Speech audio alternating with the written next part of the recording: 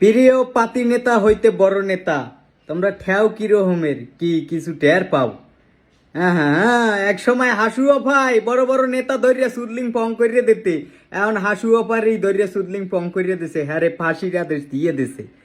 আর এই যে তোমরা আগে হাসু অফার ভয়ে কচু খেতে ঘুমাইতা, এখন যেই হাসু অফায় পলাইছে তোমরা এখন বড় বড় নেতা, তোমাকে হেডামের ঠেলায় টেহা যায় না। এরে ধরিয়া ফাইরিয়া লাও, অরে ধরিয়া ইহরিয়া লাও, এরকমের নেতার অভাব নাই।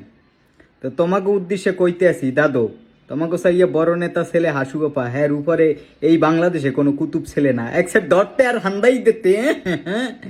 হ্যাঁ রে এখন হান্দাইয়ে দিছে, দেখছো কি কামড়া হইলে কি।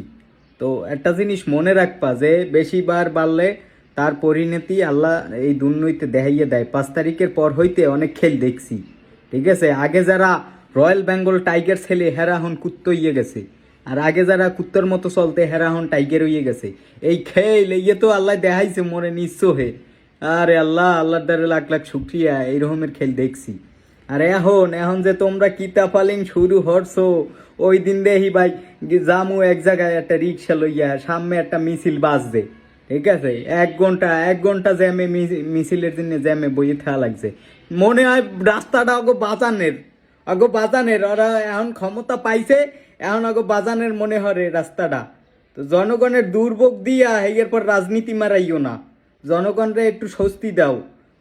মানুষ এমপি বানায় কিসের ফিরনে, যে আমাকে একটু উন্নয়ন করবে, স্বস্তি দেবে। হ্যাঁ যদি নির্বাচনের আগেই এরকমের জ্বালা দাও, ক্ষমতার পর তোমাকে লাগর পাবে কেটা? হাসিনারে দেখতে কিছু হেক হেক, হাসিনার অবস্থা দেখ, হাসিনার পাতি নেতাগো অবস্থা দেখ।